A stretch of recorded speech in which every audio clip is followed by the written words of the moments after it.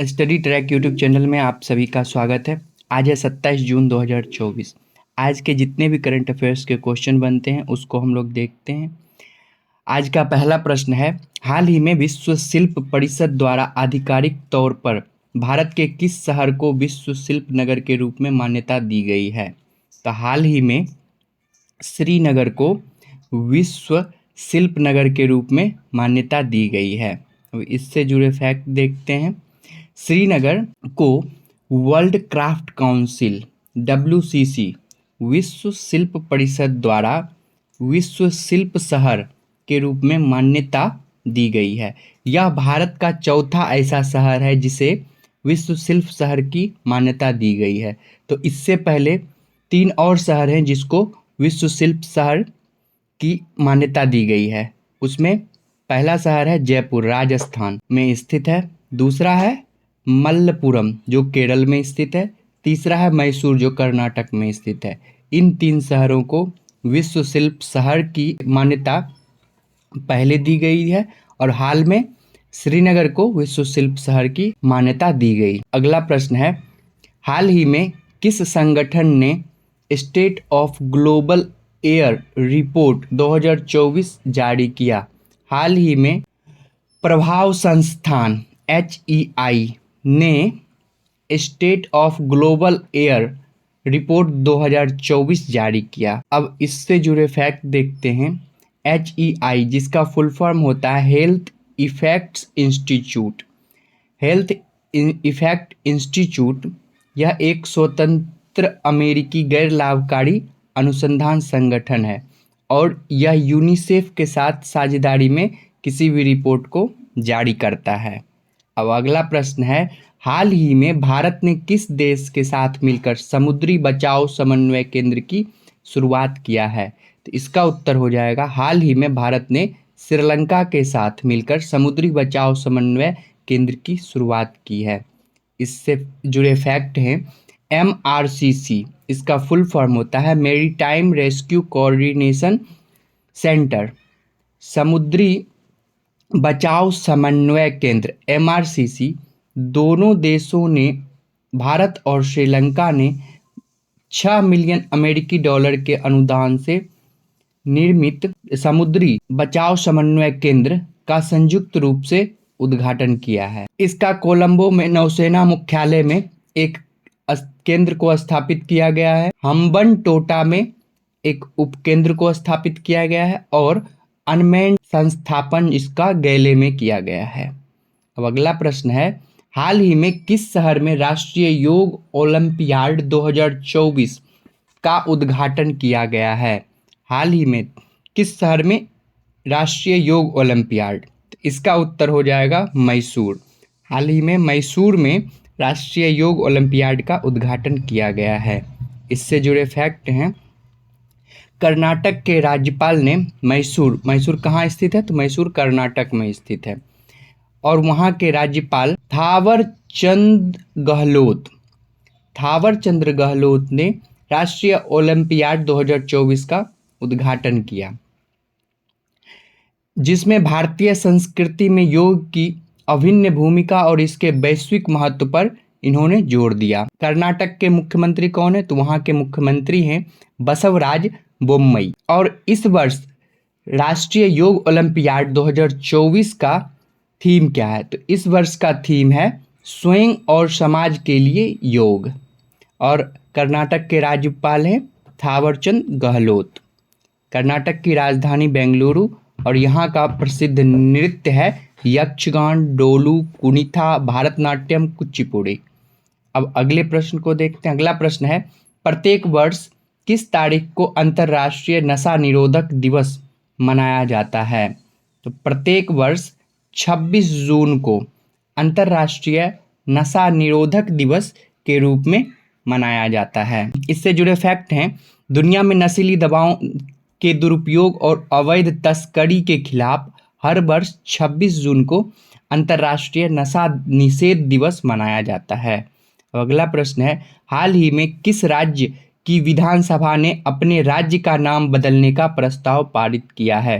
तो हाल ही में केरल ने अपनी राज्य का नाम बदलने के लिए विधानसभा से एक प्रस्ताव पारित किया है, अब उसको केंद्र में भेजा है। इससे जुड़े फैक्ट देखते हैं। चेरम का कन्नड़ रूप बताया जाता है केरलम। केरल विधानसभा ने बीते सोमवार को सर्वसम्मति से एक प्रस्ताव पारित किया है, जिसमें केरल राज्य का नाम बदलकर केरलम करने का आग्रह किया है। संविधान में संशोधन करके इस बदलाव को आधिकारिक दर्जा दिया जाएगा। इसके लिए यह प्रस्ताव इन्होंने केंद्र सरकार को भेज दिया है, तब जाके केरल का नाम बदलकर केरलम हो जाएगा। अब अगला प्रश्न है, हाल ही में किस आईआईटी के छात्र कलश गुप्ता ने विश्व की सबसे बड़ी कोडिंग प्रतियोगिता जीती है? तो हाल ही में आईआईटी दिल्ली के छात्र कलश गुप्ता ने सबसे बड़ी कोडिंग प्रतियोगिता जीती है, विश्व की सबसे बड़ी कोडिंग प्रतियोगिता। इससे जुड़े हुए फैक्ट देखते हैं। आईआईटी दिल्ली के कंप्यूटर साइंस इंजीनियरिंग के छात्र कलश गुप्ता ने टीसीएस कोड वीटा प्रतियोगिता के 10वें सीजन में 87 देशों के 1 लाख से अधिक प्रतिभागियों को हराकर इन्होंने जीत हासिल की है। अगला प्रश्न है, हाल ही में भारतीय मानक ब्यूरो BIS ने विद्युत वाहनों की सुरक्षा बढ़ाने के लिए कितने नए मानक लागू किए हैं? तो BIS ने 2 नए मानकों को लागू किए हैं। अब इससे जुड़े फैक्ट देखते हैं। BIS इसका फुल फॉर्म होता है ब्यूरो ऑफ इंडियन स्टैंडर्ड्स। भारतीय मानक ब्यूरो BIS ने 2 नए मानक, इसका कोड क्या है, IS 18590 2024 और IS 18606 2024 पेश किए हैं। अभी तक इन 2 मानकों को जुड़ने के बाद कुल 30 मानक हो गए हैं, जो विद्युत वाहनों की सुरक्षा बढ़ाने के लिए लागू किए गए हैं। अब अगला प्रश्न है, इसरो ने कहाँ reusable launch vehicle RLV Pushpak का लैंडिंग एक्सपेरिमेंट किया है? तो इसरो ने चित्रदुर्ग में reusable launch vehicle RLV Pushpak का लैंडिंग एक्सपेरिमेंट किया है। इससे जुड़े फैक्ट हैं। RLV इसका फुल फॉर्म होता है रीयूजेबल लॉन्च व्हीकल। इसरो के रीयूजेबल लॉन्च व्हीकल पुष्पक की लगातार तीसरी बार सफल लैंडिंग हुई है। पुष्पक की लैंडिंग को लेकर यह फाइनल टेस्टिंग थी, जो कामयाब रही। चित्रदुर्ग कहाँ स्थित है? चित्रदुर्ग कर्नाटक में स्थित है। RLV LEX-03 जिसे पुष्पक नाम दिया गया है और उसकी वहाँ पर सफल लैंडिंग हुई। अब अगला प्रश्न है, हाल ही में कौन विश्व टेबल टेनिस कंटेंडर एकल खिताब जीतने वाली पहली भारतीय महिला बनी है? तो हाल ही में विश्व टेबल टेनिस जीतने वाली पहली भारतीय महिला बनी है श्रीजा अकुला। इससे जुड़े फैक्ट देखते हैं। श्रीजा अकुला हैदराबाद से हैं और इन्होंने कंटेंडर एकल खिताब जीतकर भारत की सबसे पहली ऐसी महिला बन गई जिन्होंने यह खिताब जीता है। श्रीजा ने WTT यानी world table tennis Lagos 2024 event में महिला एकल और युगल दोनों खिताब जीते हैं। अब अगला प्रश्न है, हाल ही में कोयला मंत्रालय ने किस राज्य में भूमिगत कोयला गैसीकरण के लिए भारत की पहली पायलट परियोजना की शुरुआत की है?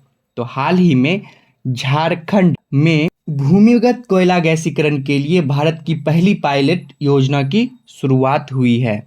इससे जुड़े फैक्ट हैं। भारत सरकार की स्वामित्व वाली कोल इंडिया लिमिटेड की सहायक कंपनी ईस्टर्न कोल फील्ड्स लिमिटेड ने झारखंड के जामताड़ा जिले में कस्ता कोयला ब्लॉक में भूमिगत कोयला गैसीकरण के लिए एक पायलट परियोजना की शुरुआत की, और जिसके अंतर्गत खदान से कोयला नहीं निकाला जाएगा और कोयला के गैसीकरण की प्रक्रिया खदान के भीतर ही होगी। अगला प्रश्न है, किस देश में 21 से 25 जून 2024 तक India Africa postal leaders meet का आयोजन किया गया?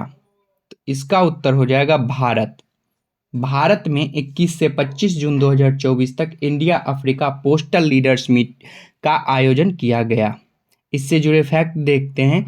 India Africa postal leader meet का आयोजन भारत में किया जा रहा है।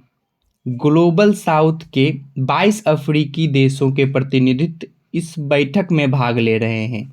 इस बैठक का मुख्य विषय है स्टडी विजिट्स के माध्यम से क्षमता निर्माण करना। अब अगला प्रश्न है, भारत 25 से 27 जून 2024 तक कहाँ चीनी यानी शुगर क्षेत्र में एक वैश्विक कार्यक्रम ISO परिषद बैठक की मेजबानी कर रहा है? तो भारत नई दिल्ली में चीनी के क्षेत्र में एक वैश्विक कार्यक्रम है ISO परिषद की बैठक की मेजबानी नई दिल्ली में कर रहा है। इससे जुड़े फैक्ट देखते हैं। भारत 2024 के लिए अंतर्राष्ट्रीय चीनी परिषद का अध्यक्ष चुना गया है। 64वीं अंतर्राष्ट्रीय चीनी संगठन परिषद की बैठक 25 जून 2024 को नई दिल्ली के भारत मंडपम में शुरू हुई है। चीनी उद्योग और जैव ईंधन के क्षेत्र में संबंधित मुद्दों पर चर्चा के लिए 25 से 27 जून 2024 तक यह बैठक होगी, जिसमें 30 से अधिक देश के प्रतिनिधि और अंतर्राष्ट्रीय संगठनों के प्रतिनिधि भाग लेंगे। विश्व में चीनी का सबसे बड़ा उत्पादक देश ब्राज़ील है और भारत चीनी का दूसरा सबसे बड़ा उत्पादक देश है। इसके बाद यूरोपीय संघ, चीन और संयुक्त राज्य अमेरिका है। इससे जुड़े कुछ और भी फैक्ट हैं। वैश्विक चीनी खपत में लगभग 15% और चीनी उत्पादन में 20% की हिस्सेदारी के साथ भारत दुनिया में चीनी का सबसे बड़ा उपभोक्ता और दूसरा सबसे बड़ा उत्पादक देश है। भारत में उत्तर प्रदेश सबसे अग्रणी गन्ना उत्पादक राज्य है। इसके बाद महाराष्ट्र और उसके बाद कर्नाटक हैं। अंतर्राष्ट्रीय चीनी संगठन की स्थापना 1968 में की गई और इसका मुख्यालय लंदन, यूनाइटेड किंगडम है। अब अगला प्रश्न है, हाल ही में किसके द्वारा gateway to the sea historic ports and docks of Mumbai region पुस्तक का विमोचन किया गया है? तो इस पुस्तक का विमोचन श्री रमेश बैस के द्वारा किया गया है। इससे जुड़े फैक्ट देखते हैं। महाराष्ट्र के राज्यपाल हैं श्री रमेश बैस, जिन्होंने 22 जून 2024 को राजभवन मुंबई में gateway to the sea historic ports and docks of Mumbai region नामक पुस्तक का विमोचन किया। इस पुस्तक को प्रकाशन विभाग, सूचना एवं प्रसारण मंत्रालय, भारत सरकार द्वारा प्रकाशित किया गया है। इसमें प्रसिद्ध लेखकों के 18 लेख शामिल हैं, जिन्हें maritime Mumbai museum society MMMS द्वारा संकलित किया गया है। आज का करंट अफेयर यहीं पे पूरा होता है। धन्यवाद। इस सभी क्वेश्चन को PDF में पाने के लिए आप स्टडी ट्रैक के टेलीग्राम चैनल से जुड़ सकते हैं। वहाँ पर आपको इसका क्वेश्चन और इसके साथ इसका आंसर की मिल जाएगा, डिस्क्रिप्शन में दिया हुआ है।